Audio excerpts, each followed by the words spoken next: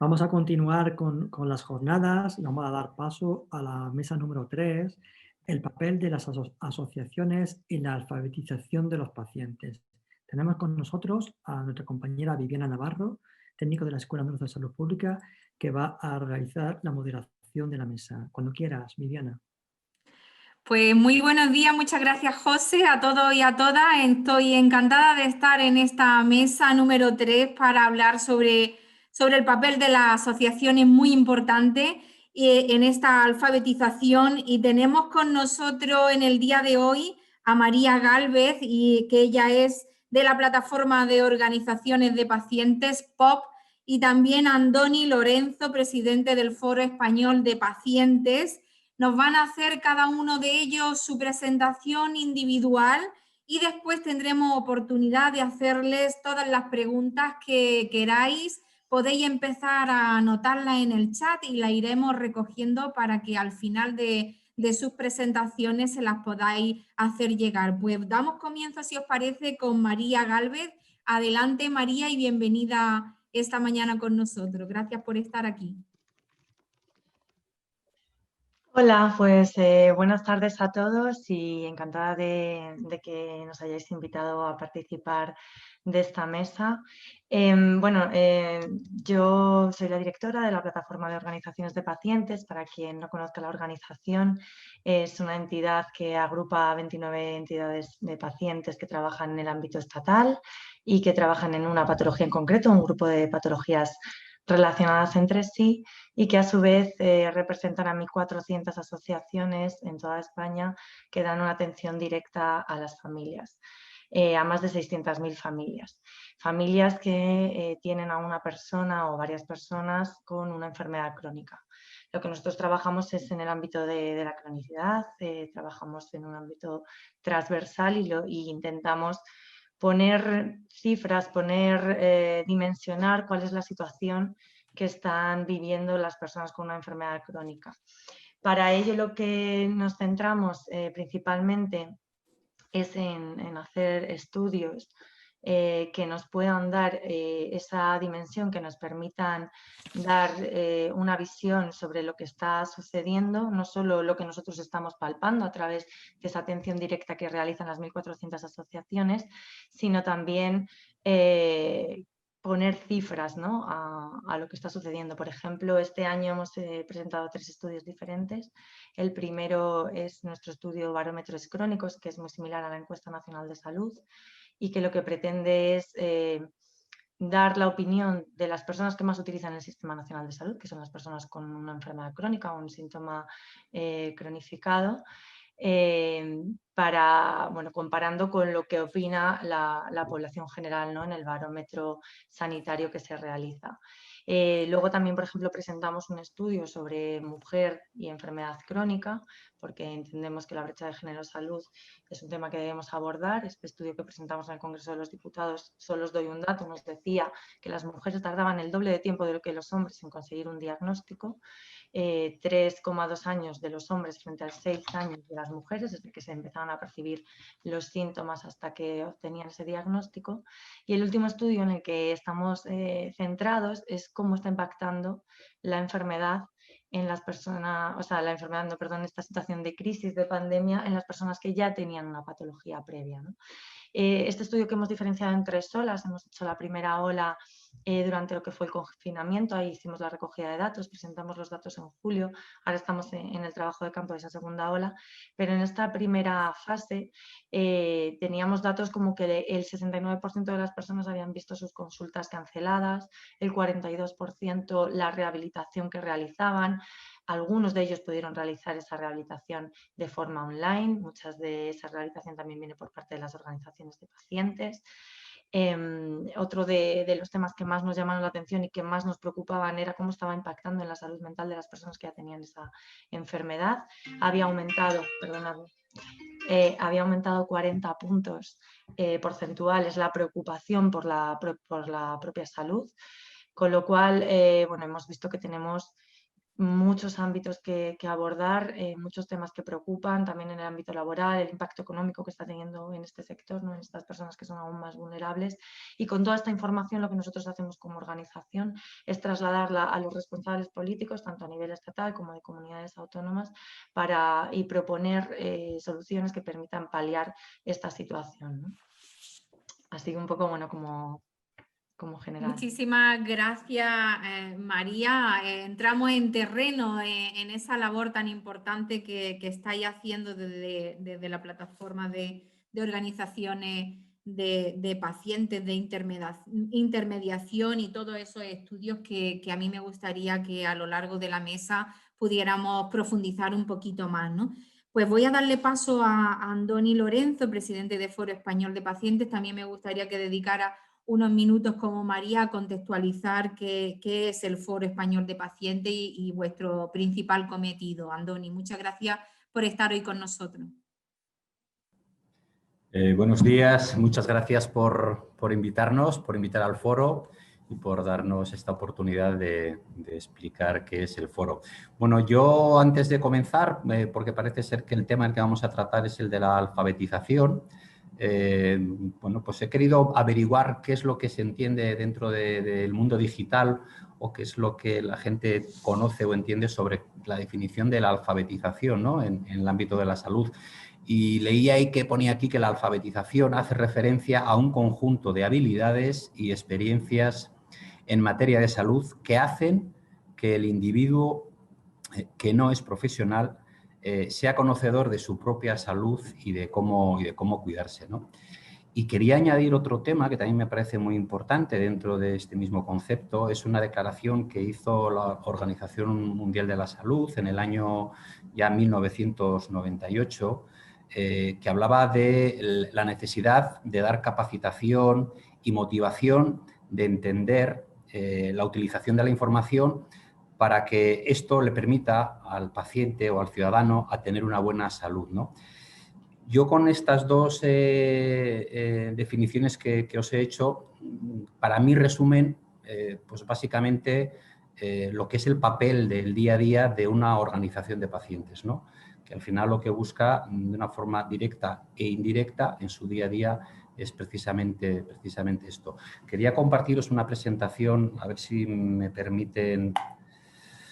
Vamos a ver cómo. Aquí. Vamos a ver. Ahí. Ahora.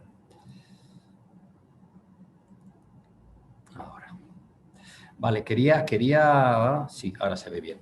Quería haceros una pequeña presentación muy rápida de cuáles son las actividades y las acciones que realiza el Foro Español de Pacientes, porque precisamente lo que he dicho antes, ¿no? Redunda en lo que es la parte de la alfabetización, el empoderamiento y el poder dar servicio y conocimiento a todo lo que son los pacientes, las organizaciones de pacientes.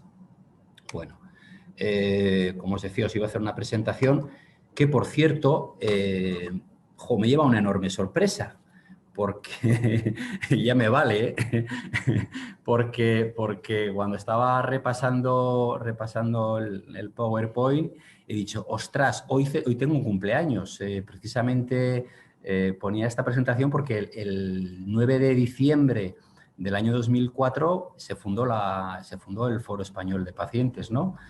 Bueno, pues es una organización sin ánimo de lucro, inscrita en el registro de asociaciones.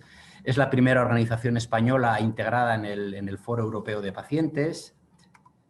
Y luego, fijaros, he puesto esta diapositiva porque para nosotros, para el foro, es quizás la columna vertebral de nuestra actividad, ¿no? Y también hace referencia directa e indirectamente a la propia alfabetización, ¿no? Decía nuestro fundador y primer presidente del Foro Español de Pacientes, Albert Llobel, una frase que a nosotros es la que nos guía en nuestra rutina, ¿no? Y hablaba de que lo importante es el enfermo y no la enfermedad, ¿no? Nosotros a veces decimos, mira, lo primero es el enfermo y luego la enfermedad, ¿no? Y aquí hace referencia también precisamente a eso, ¿no? Que muchas veces detrás de esa enfermedad hay una persona, ¿no? Y esa persona primero hay que escucharla, hay que empatizarla, hay que entenderla, hay que formarla y luego a partir de ahí todo es mucho más fácil. Es mucho más fácil abordar esa enfermedad, abordar ese tratamiento, es mucho más fácil que el propio paciente se implique precisamente en ese diagnóstico y en ese tratamiento. Por lo tanto, pues bueno, es una frase que para nosotros es pues, la columna de nuestra organización, ¿no? Pues el foro el año pasado estábamos 38 organizaciones, actualmente en el año 2020 estamos ya 60 organizaciones, con más de 1000 asociaciones, 10 millones de personas, bueno, que abarcan cerca de 20 millones de pacientes crónicos en España. Bueno, esto no son más que datos y números, pero bueno, es algo que creo que es interesante el crecimiento de esta organización, ¿no? Temas que son importantes para la alfabetización y el empoderamiento, las propias actividades, ¿no? También como decía María, nosotros en la memoria del año pasado pues, presentamos pues, 485 actividades, 322 acciones y luego, pues, no sé si se ve bien o no se ve grande o pequeño, pues todo tipo tipo de actividades, ¿no? Por meses, ¿no? Hemos tenido acuerdos, reuniones, ponencias, estudios, publicaciones, grupos de trabajo, temas de formación. Bueno, pues todo esto al final lo que abarca precisamente es esto, ¿no? Es el formar, el educar, el alfabetizar a la organización de pacientes y al paciente, que es lo importante, ¿no? Bueno, pues publicamos todo tipo de noticias, mandamos boletines semanales a todas nuestras organizaciones sobre todas las noticias relacionadas en el ámbito de la salud.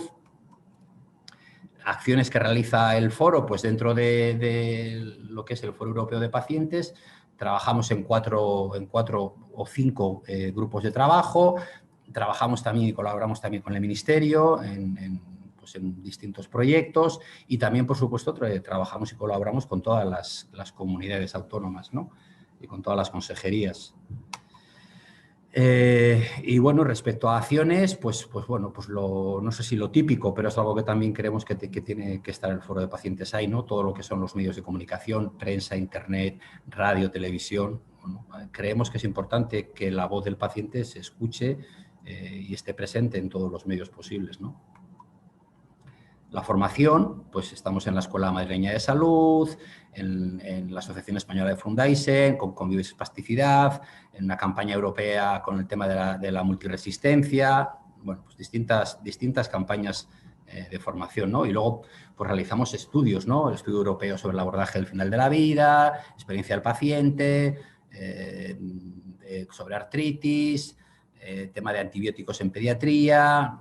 Bueno, pues un poco todo lo que veis ahí, ¿no? También hacemos nuestros propios estudios, ¿no? Como son los proyectos Afrontar o los proyectos Opinar. Es tema importante conocer cómo afrontan los pacientes un diagnóstico, cuál es la opinión de los pacientes respecto a las distintas patologías o al abordaje de su diagnóstico. Y luego, pues también pues, en lo que son las encuestas, ¿no? en la que nos llegan y que, por supuesto, nosotros colaboramos en todas las que recibimos. Trabajamos en proyectos, por ejemplo, este que os he mencionado antes, que era el proyecto Opinar, que además de realizar el proyecto hablando sobre la experiencia del paciente, también intentamos ir un poco más allá y llevarlo a todas las sociedades científicas donde se pueda hacer una publicación o a todos los congresos de distinto índole, donde evidentemente encaje este proyecto, ¿no?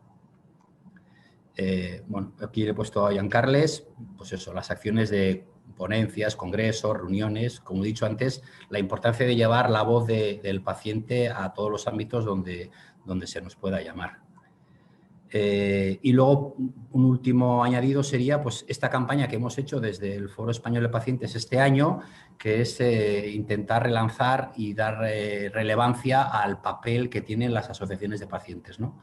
Entonces, hemos hecho una campaña divulgativa dirigida a pacientes, dirigida a profesionales, dirigida a las propias administraciones y también a los financiadores, que son los que nos cubren con este tipo de proyectos, ¿no? Todo esto que estoy contando, al final, redunda pues, un poco en la temática que vamos a abordar, ¿no? Que es el tema de la alfabetización, el tema del empoderamiento y el conocimiento que tienen los pacientes sobre la enfermedad o su diagnóstico. Y nada más, muchas gracias. Ahora tengo que salirme de aquí, a ver, vale, ya está. A ver si meto la pata. Muchas gracias, Andoni. Nos Sí. hacemos una idea de la Todo muy cantidad rápido, de... ¿eh? Todo muy rápido. Sí, sí, sí, por eso ahora te voy a preguntar sobre algunos de esos estudios y proyectos que has pasado así por encima, pero que sí que me gustaría que profundizáramos un poquito más. Pero antes de ver esos estudios en profundidad, me gustaría volver a darle la palabra a María y pedirle que nos haga también un repaso por las actividades principales de la POP, ¿no? De la Plataforma de Organizaciones de Pacientes. Adelante, María. Gracias. Bueno, yo como comentaba, una de nuestras actividades principales es la recogida de información sobre la situación que están pasando las personas con una enfermedad, que podamos dimensionarla y que podamos trasladarla con cifras a los responsables políticos, ¿no?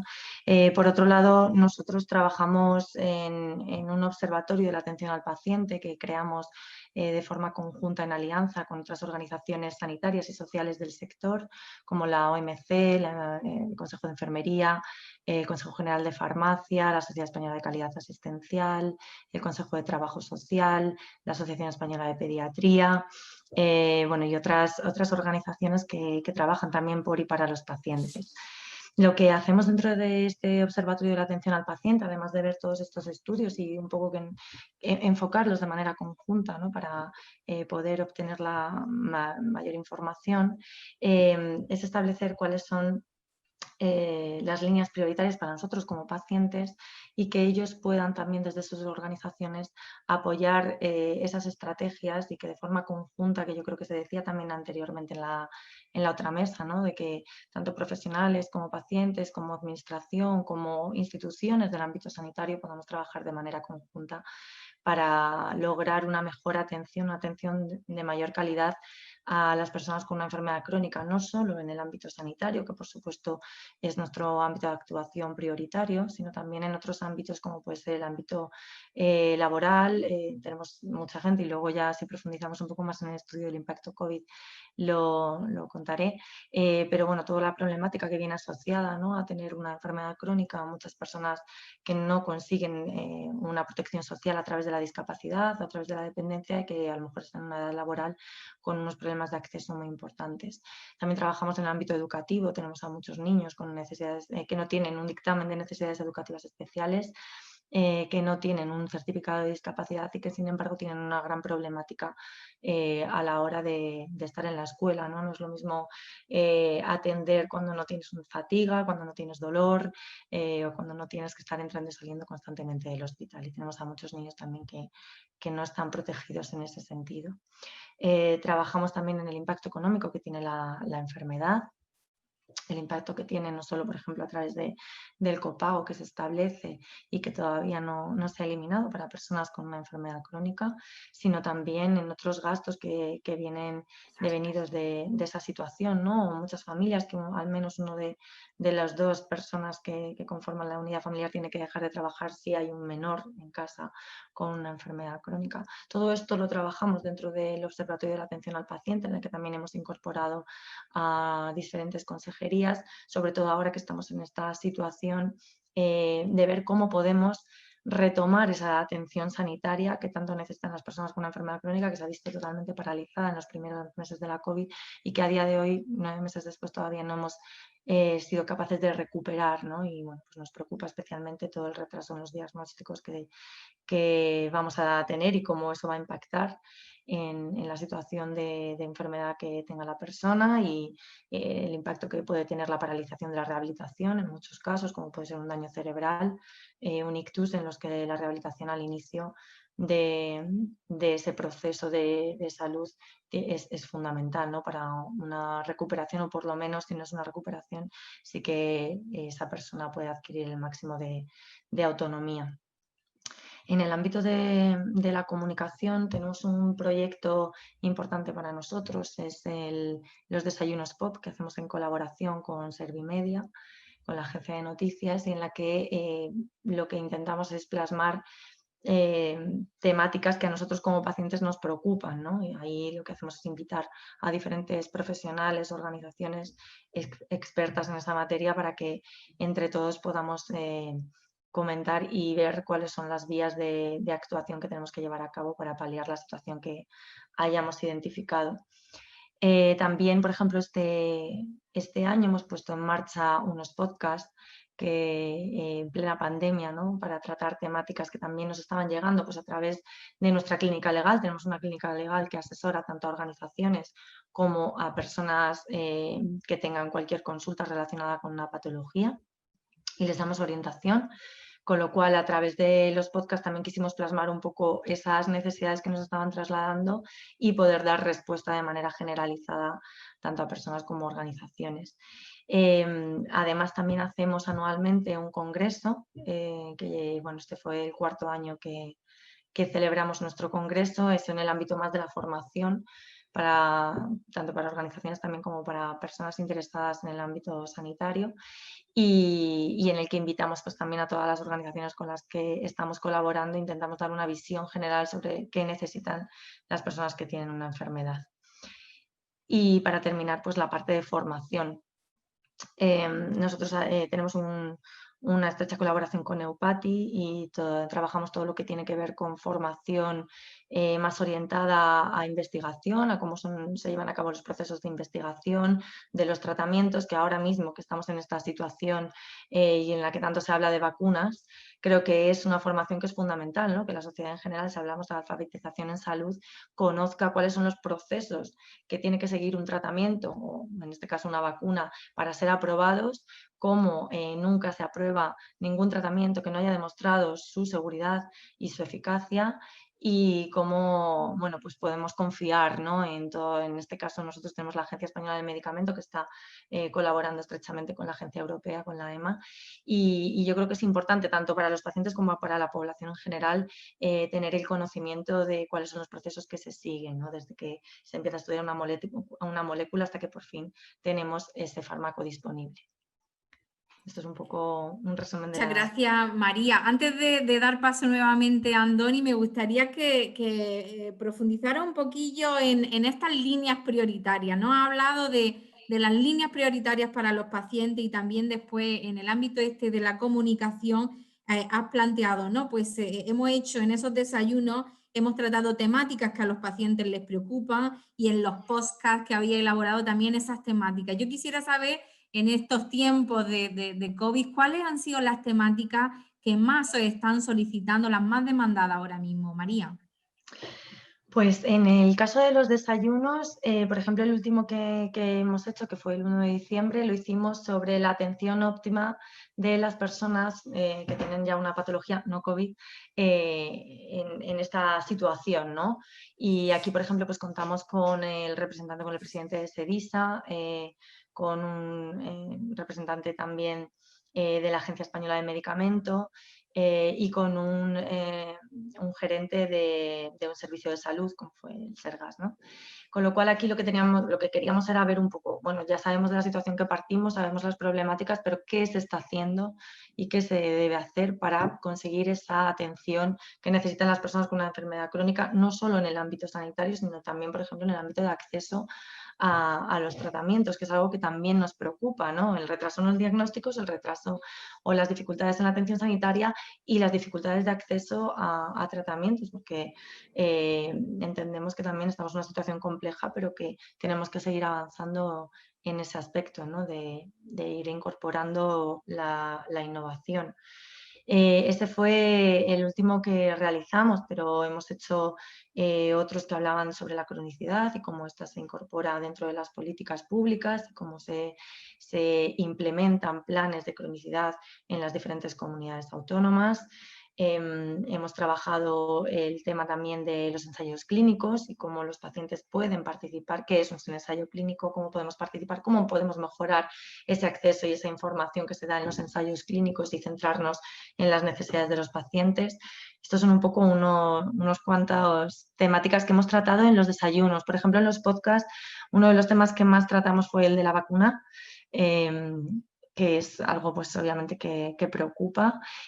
También tratamos el impacto laboral. Tuvimos al principio muchísimas personas muy preocupadas porque tenían que estar trabajando de forma presencial y no conseguían acceder a una baja, con lo cual estuvimos trabajando muy de cerca también con el Ministerio para ampliar y para proteger a todas aquellas personas que estaban en riesgo, pues personas con una enfermedad hepática grave, enfermedad del riñón, inmunodeprimidas, en situación de un proceso oncológico, bueno, pues que no tenían concedida una baja y que fue muy, muy complejo acceder a ella, ¿no? Pero bueno, yo creo que ahí en esos primeros momentos sí que llegamos a cubrir esa necesidad. Muchas gracias, María. Una necesidad muy, muy importante, ¿no? En estos tiempos que hemos vivido. Bien, me gustaría darle paso ahora a Andoni para que nos hablase un poquito más profundamente de este proyecto Pinar y que nos comentase cuáles han sido las principales conclusiones del mismo. Bueno, el proyecto Pinar era algo que a nosotros nos preocupaba y teníamos interés por, bueno, pues aunque teníamos sospechas, siempre nos parece interesante el hecho de poder encuestar y hablar con los pacientes, ¿no? Era una cuestión que nos preocupaba el aspecto desde el punto de vista de lo que es el diagnóstico, ¿no? Y ver exactamente cuál es la opinión que tenían los pacientes respecto a ese diagnóstico y al tratamiento y la forma de abordarlo, ¿no? Las conclusiones un poco por encima, pues básicamente hay dos. Cuando se produce un diagnóstico, hay un denominador común en los pacientes que es el miedo y otro que es la soledad. ¿Vale? El miedo desde el punto de vista de esa preocupación que tiene el paciente de saber si va a poder afrontar el tratamiento y cómo lo va a llevar a cabo, cuál va a ser su estado de ánimo, cuáles van a ser los efectos secundarios de un tratamiento. Y luego la soledad, porque lo que sí que hubo un porcentaje bastante elevado, una cierta soledad por parte de la propia sociedad, ¿no?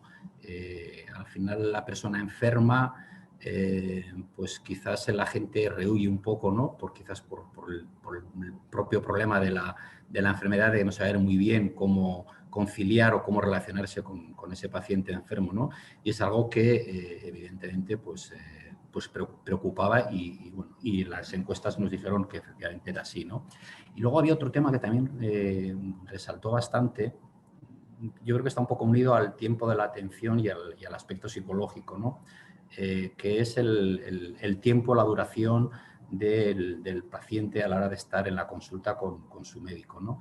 Que ahí pues echaban en falta pues eso, el tener más tiempo para poder hablar más acerca de todas las preocupaciones, las personales desde el punto de vista psicológico y luego las físicas desde el punto de vista de la propia enfermedad, ¿no? Y bueno, y básicamente se resumía un poco en esto, ¿no? Que ahí al final las conclusiones que sacas es que, bueno, pues detrás de un diagnóstico hace falta un acompañamiento, hace falta el acercamiento de la familia, de los amigos, hace falta un buen acompañamiento y un buen tiempo por parte de los profesionales sanitarios en ese día a día con el paciente para conseguir evidentemente la mejor recuperación del propio paciente. Y esto era un poco más o menos. Muchas gracias, Andoni. La importancia de este acompañamiento y acercamiento tanto de los familiares, amigos, los profesionales para estas personas en su diagnóstico. Después, si te parece, podemos hablar del papel que tienen también vuestras dos plataformas en el abordaje de estos miedos y esta soledad, ¿no? En el diagnóstico de los pacientes. Le voy a dar paso a María y también me gustaría que profundizara ella en el estudio sobre la opinión de los pacientes en este tiempo de confinamiento, ¿no? En cómo ha afectado pues, a esas visitas, los aplazamientos, los problemas de medicación. ¿Cuáles serían vuestras principales conclusiones en este estudio, María?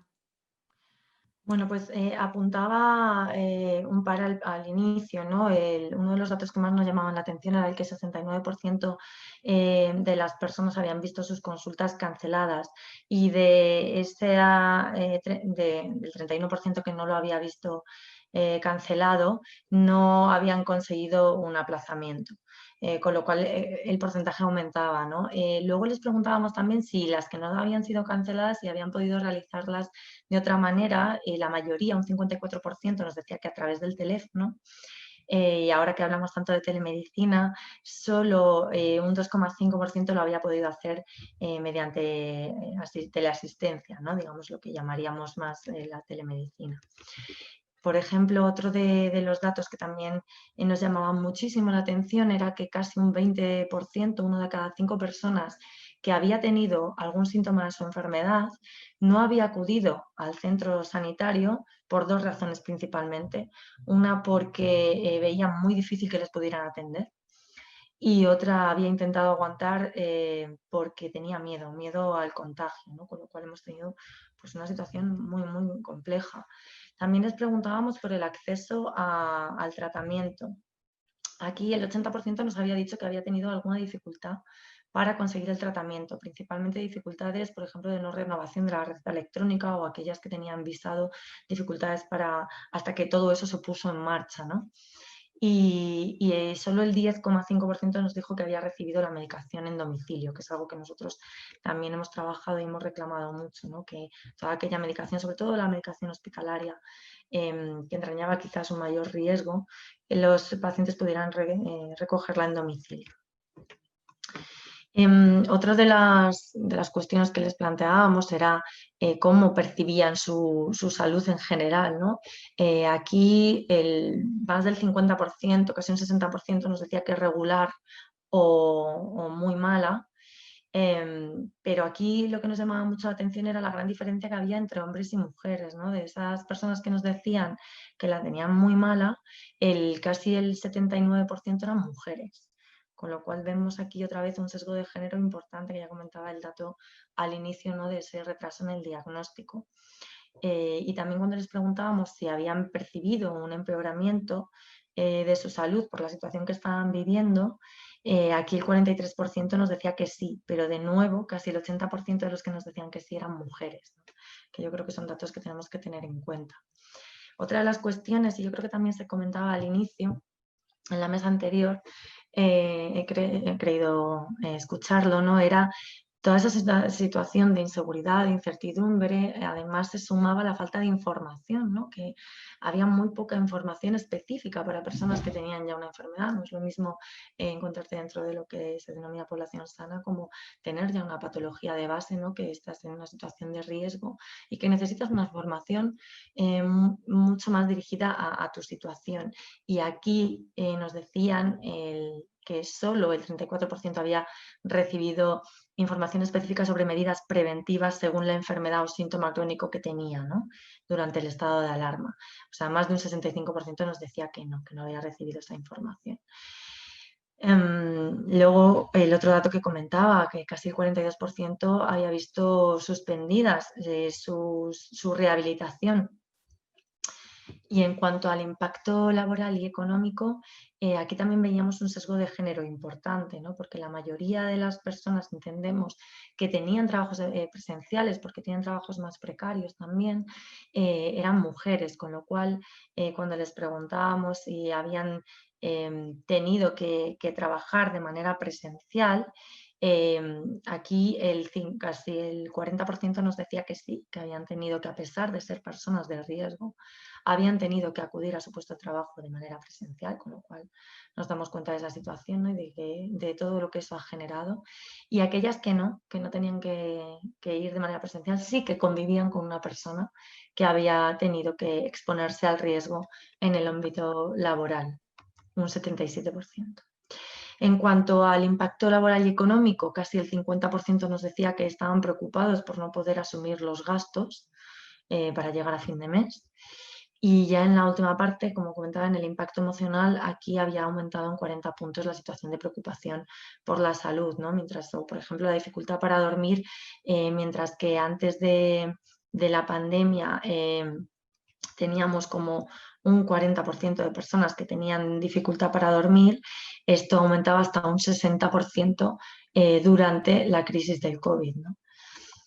Con lo cual, bueno, pues hemos tenido unas situaciones muy, muy complejas. Las organizaciones de pacientes han estado al pie del cañón, han estado resolviendo consultas y sobre todo yo creo que han hecho un papel fundamental de acompañamiento a las familias, ¿no? De resolver dudas y de estar ahí para ellas, siempre en coordinación y con muchísima comunicación con las sociedades científicas, aportando información fiable y de calidad y bueno, sobre todo escuchando.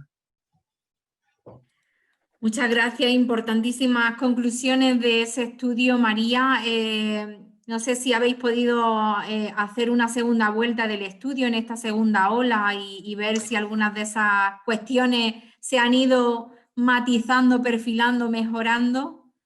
Pues estamos justo cerrando el trabajo de campo, que por cierto, ahora que nos escuchan tantos pacientes, que he visto también que antes había muchas personas, les invito, lo podéis ver en todas nuestras redes sociales, también en nuestra página web de plataformadepacientes.org y podéis contestar al estudio, aunque ya hayáis contestado en la primera ola, también ahora está abierto para poder comparar efectivamente y poder saber, sobre todo pues, en ese ámbito sanitario o en el ámbito del impacto laboral y del impacto emocional, cómo ha evolucionado, si es que ha evolucionado y bueno, nosotros por nuestra parte, por ejemplo, los resultados de este estudio sí que lo hemos trasladado tanto a la Comisión de Reconstrucción en su momento, al Grupo de Trabajo de Sanidad y Salud Pública, al Grupo de Trabajo de Derechos Sociales y a todas las comunidades autónomas le hemos hecho llegar el estudio, hemos mantenido reuniones y hemos empezado ya a trabajar en qué medidas, aunque sean pequeñitas, ¿no? Tenemos que poner en marcha para que nos permita seguir ofreciendo la atención que necesita. Muy bien, María. Ha hablado de cuestiones muy importantes, sobre todo pues el desarrollo que ha habido en todo lo que es la tele, ¿no? La teleasistencia, telemedicina.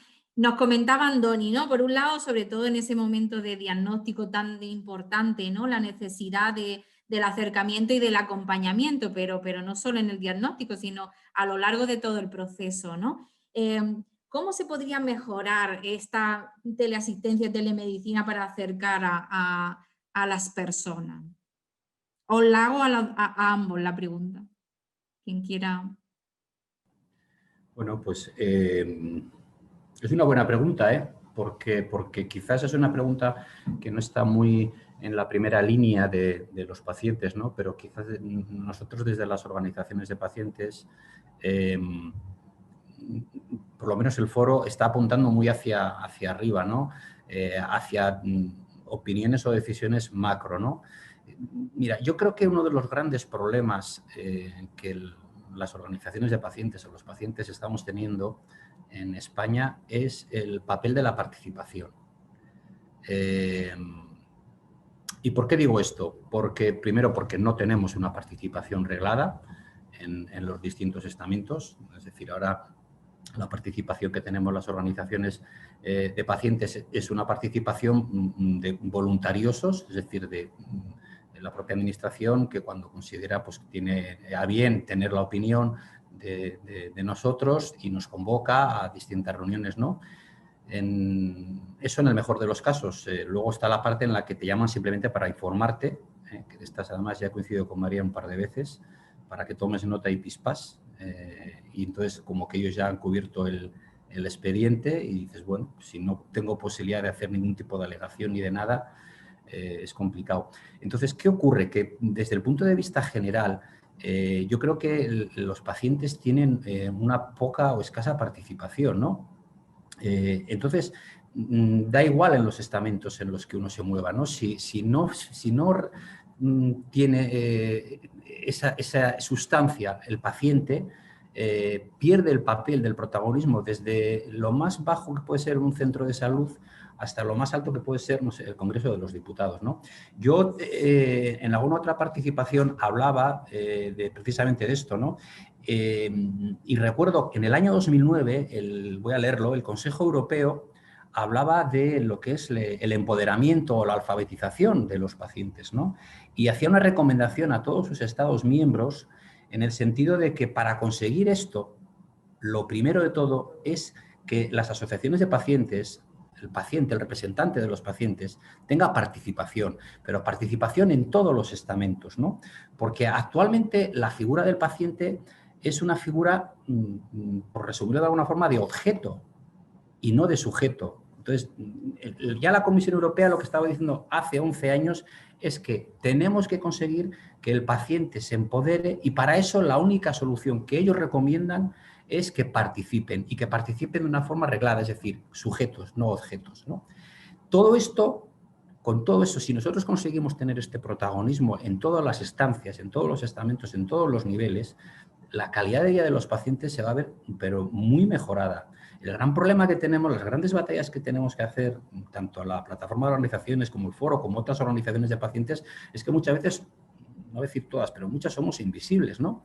Un ejemplo que quería mencionar y que me imagino que todos los que nos escuchan lo sabrán, ¿no? Fue la famosa Comisión de la Reconstrucción, que se celebró en el Congreso de los Diputados, creo que fue en el mes de julio, en el que participaron, no sé, 50, 60 eminencias, gente con unos grandes conocimientos, médicos, periodistas, catedráticos, yo creo que fue absolutamente todo el mundo allí, ¿no? Y como suelo decir, y curiosamente los únicos que no fueron los pacientes.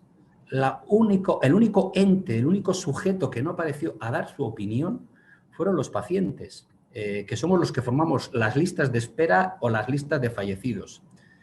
Y en un primer lugar te cabrea eso, pero cuando pasa el tiempo y se te baja un poco el cabreo, lo siguiente que te cabrea o te preocupa es y nadie nos ha echado de menos.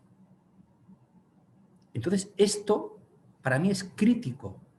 Nadie ha dicho, oye, ¿qué pasa con los pacientes? ¿Cómo en una comisión de la reconstrucción sobre una enfermedad tan espantosa como es la del COVID, nadie ha echado de menos en el Congreso de los Diputados la voz del paciente? Bueno, pues esta es la realidad. Eso en un Congreso de los Diputados. Ahora vete a unas consejerías, ahora vete a un centro de salud, ahora vete... Si conseguimos que el paciente pase de ser objeto a ser sujeto, yo creo que van a cambiar muchísimo las cosas. Y ese es el papel que tenemos que desarrollar, ¿no? Conseguir de una forma pues lo más profesional posible, hacer entender a las administraciones de que es importante que de una vez por todas quede reglada esa participación y que no estemos al interés o al capricho de si me viene bien o no me viene bien contar o no contar con los pacientes. He ido muy a lo macro, pero es que realmente es muy importante. Yo sé que igual esto igual no se acaba de entender, pero es que realmente es muy importante porque sin cualquier decisión estratégica, hablando del COVID, ¿no? ¿Cómo llegar a llevar la medicación al domicilio? Pues ahí hemos estado trabajando el foro con el Colegio de Farmacias, con la Cruz Roja, con el Ministerio, para que no salgan los pacientes y que se les lleve a su domicilio. Pero claro, esa base de insistir. Bueno, si existe un sitio donde se puede estar sí o sí, porque toca y tiene que haberlo, imaginaros en el ámbito de la profesión laboral. ¿Os imagináis la negociación de un convenio en el sector del metal, de la hostelería, en el que no haya un representante o un sindicato allí? ¿Os imagináis la administración y la patronal decidiendo cuáles son los salarios o las condiciones de los trabajadores sin que estén los trabajadores? Es inconcebible. Bueno, pues esto es lo que hay que trasladarlo al ámbito sanitario. Porque al final somos pacientes y si no lo vamos a ser. Perdón, me he extendido. Muchas gracias, Andoni. Súper interesante y aprovecho eso que estás comentando para lanzar la siguiente pregunta a María. Y es que, ¿qué cosas actualmente estáis debatiendo con el Ministerio de Sanidad, por ejemplo, para pacientes crónicos, ¿no? En esto que comentaba Andoni de dar la voz al paciente y de dar esa participación. María. Bueno, Antoni lo sabe porque estamos los dos colaborando, ¿no? Nosotros con el Ministerio lo que teníamos y estábamos muy involucrados era en la estrategia de abordaje a la cronicidad, que ha quedado totalmente parada, porque no, bueno, pues ahora todo se lo ha comido la urgencia del COVID. También hemos estado trabajando muchísimo en la estrategia de atención primaria y comunitaria, que para nosotros también es muy, muy importante. Yo creo que esto está relacionado con lo que es la prevención, ¿no? Y el papel tan importante que tiene la primaria. Y la prevención es lo que hace la alfabetización en salud, es lo que pretendemos conseguir con la alfabetización en salud, ¿no? Que ayude a las personas a prevenir futuras patologías o futuras comorbilidades. O sea, no solo hablamos de prevención primaria, hablamos también de prevención secundaria, prevención terciaria, cuando ya tenemos una patología o cuando ya tenemos una situación complicada de salud con unas necesidades específicas, también podemos avanzar en tener unos hábitos de vida saludables, pero no solo en comprender la enfermedad, que es muy importante cuando hablamos de alfabetización en salud. Yo creo que también es importante que las personas entiendan cómo funciona el sistema sanitario, que no es sencillo. No es sencillo y estar enfermo es muy cansado, es agotador, y esta interacción con el sistema sanitario, esos temas burocráticos complejos, ese tener que consultar a muchos especialistas y tener que ser el propio paciente el que vuelva a contar la misma situación, todo eso no ayuda, ¿no? a las personas. Entonces, necesitamos también trabajar en eso, en que las personas puedan entender cómo funciona el sistema de salud, puedan entender cómo funciona lo que decía al principio, pues por el proceso, por ejemplo, de los fármacos, y todo eso lo tenemos que hacer en colaboración, las organizaciones de pacientes, con la administración, con los profesionales sanitarios y con todos los agentes de salud implicados. O sea que aquí esa colaboración yo creo que es importante. Ahora mismo, en cronicidad, no se está trabajando como a nosotros nos gustaría que se trabajara. Vale, pues vamos avanzando, Andoni, si quieres Yo añadir alguna sí, cosilla más, pero tenemos cantidad de preguntas aquí en el chat, a ver si podemos hacer alguna. Andoni, necesito porque hay un adelante. tema que a nosotros como Foro Español de Pacientes nos preocupa una barbaridad. Y volvemos a hablar del sujeto y del objeto, ¿no? Y lo que nos preocupa es que, bueno, yo creo que todo el mundo lleva ya 2 semanas desayunando, comiendo y cenando hablando de la dichosa vacuna del COVID. Y lo único que sabemos es que se va a distribuir por 13.000 puntos en España. Para los que no entienden, 13.000 puntos son los centros de salud. Y yo creo, sin criticar a los profesionales, porque de verdad los profesionales están trabajando a un 200%, o sea, chapó por ellos, pero quizás creo que es el estamento que peor ha funcionado en esta crisis. O sea, lo de ir a tu médico de cabecera es toda una odisea. Bueno, si lo que se pretende ahora mismo es que la vacuna del COVID, cuando salga, se distribuya por los centros de salud, nosotros los pacientes o el Foro Español de Pacientes está muy preocupado. Muy preocupado porque hablan de que terminaremos en julio, en septiembre o no sé cuándo. Preocupados porque si se van a canalizar las vacunaciones por los centros de salud, sospechamos que todavía la calidad del servicio asistencial va a ser peor, o va a tardar más, o van a petar, como se suele decir vulgarmente, los propios médicos o enfermeras, ¿no? Entonces, por parte del Ministerio, ahora mismo lo único que hemos recibido es un plan de comunicación. Y yo creo que hay que abordar claramente cómo se tiene intención de vacunar, porque hablan de fraccionar a la ciudadanía por tipos de... y esto es algo que nos preocupa porque nosotros partimos de un principio que es fundamental. Cuanta más gente se vacune y en el menor tiempo posible, la salud de los pacientes y de la ciudadanía va a ser mejor. Por lo tanto, hay que abordarlo bien. Y me gustaría también en ese abordaje que participen las sociedades científicas. Y este es un tema que por ahora, las reuniones que hemos tenido, tanto María y yo con el Ministerio, nos han hablado del plan de comunicación.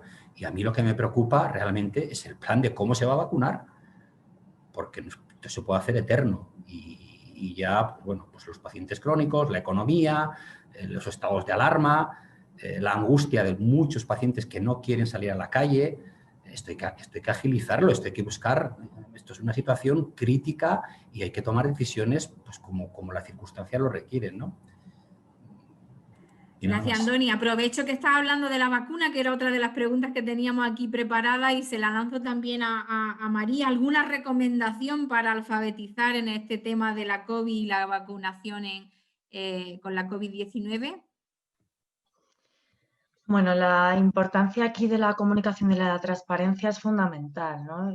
Comentaba Andoni que estamos ahí trabajando también con el Ministerio y que yo creo que es muy importante que las personas entiendan cuáles son los procesos, de aprobación, que entiendan por qué ha sido más rápido este proceso, que se han solapado procesos, que se han seguido todas las medidas de seguridad, pero todo eso hay que contarlo bien, las personas tienen que saber si tienen que vacunar o no, si pertenecen a qué grupo de riesgo pertenecen, cuándo les tocaría vacunarse, que tengan acceso también a preguntar a sus profesionales sanitarios que les conocen. En el caso de enfermos crónicos, pues también hay una doble preocupación de, bueno, pero y con mi patología nos llegan esas preguntas, ¿no? ¿Podré vacunarme? Pues es que hay que dar respuesta a eso. Hay que dar respuesta, como decía Andoni, bueno, se va a distribuir entre todos los centros de salud. ¿Cómo se va a hacer? ¿Vamos a conseguir que se vacunen todas las personas que necesitamos que se vacunen a través de los centros de atención primaria sin que eso suponga un colapso? O sea, todo esto hay que explicarlo muy bien. Yo creo que hace falta todavía muchísima información. Creo que las personas tienen que entender, o sea, que ver que hay transparencia en esa comunicación y de esa es la única manera de que haya confianza, ¿no? Y es importante generarla. Es importante generarla porque ha habido mucha desinformación durante todo este tiempo.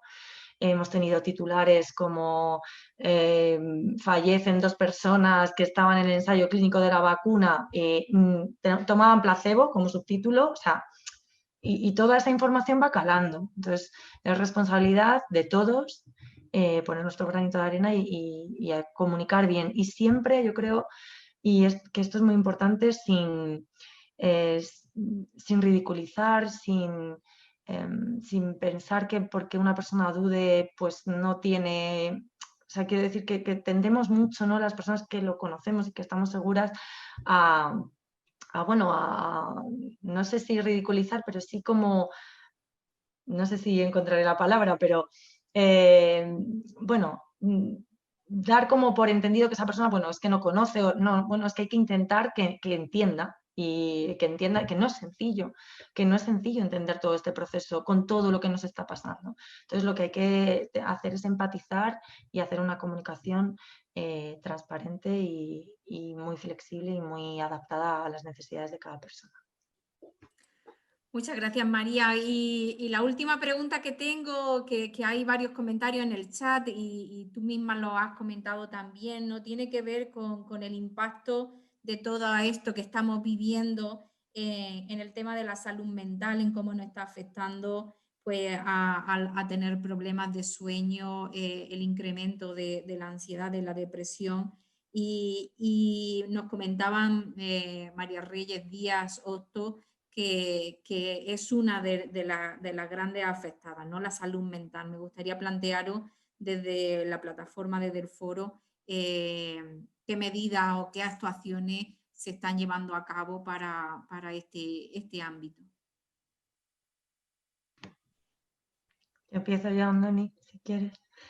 Bueno, nosotros, aparte de incluir esa parte de salud mental en todos los estudios que hacemos, ahora también estamos a punto de publicar otro sobre personas mayores, enfermedad crónica y soledad. Alguien lo ha nombrado también al principio, ¿no? Y cómo esa soledad nos hace ser todavía más vulnerables. Y esa soledad viene también muchas veces provocada por la propia enfermedad y porque va minando esas relaciones sociales, ¿no? Esa interacción que tenemos con los demás. En el ámbito de la salud mental nosotros vamos además a hacer otro estudio específico el año que viene sobre salud mental y cómo impacta en las personas que tienen una enfermedad crónica, porque para nosotros es un tema fundamental, no ahora, sino que ya decía que siempre hemos introducido esa variable y creemos que es algo que hay que abordar a la vez que se aborda la parte más, digamos, física, ¿no? del impacto que tiene la patología. Con lo cual aquí vamos a trabajar muy de la mano también de sociedades científicas para también dimensionar un poco esa situación y poder poner también solución. Yo creo que, y por nuestra parte lo decimos y lo proponemos así, tenemos que trabajar mucho la atención comunitaria, trabajar en red con el sistema social. El sistema sanitario todavía tiene que tener una mayor coordinación con el sistema social. Tenemos que ser capaces de involucrar, apuntaba Andoni antes, ¿no? A las entidades de pacientes, a las entidades del tercer sector que trabajan directamente con las familias para también paliar esas situaciones que tenemos de problemas de salud mental, que muchas veces vienen generadas por esa situación de soledad que provoca la enfermedad. Entonces, bueno, tenemos mucho trabajo ahí y de momento lo que nosotros vamos a hacer es rascar un poquito más para aflorar toda esa situación. Muchas gracias. No sé si Andoni quiere añadir alguna cosilla más y Bueno, vamos finalizando. no, aquí básicamente creemos también que es muy importante la parte de la información y de la formación. Yo creo que hay una excesiva información en los medios y además siempre cae del mismo lado de la moneda, es una información alarmista y esto evidentemente genera muchísima angustia por parte de la ciudadanía, de los pacientes y claro, genera mucha más angustia en aquellos que son además personas con un factor de riesgo, ¿no? Entonces, creo que es importante la parte de tener una buena información, ¿no? Muchísimas gracias. Estamos ya fuera de tiempo. Solo me toca agradecer y despedir. Cantidad de comentarios agradeciendo vuestras intervenciones. Destaco algunas que hablan también del paciente como proactivo, como activo, no pasivo. La cantidad de personas jubiladas que somos pacientes que podemos ayudar en alfabetizar en salud. Y agradecer de verdad a todo lo que habéis compartido con nosotros en este ratito. Gracias y hasta siempre. Gracias. Muchas gracias. Muchas gracias.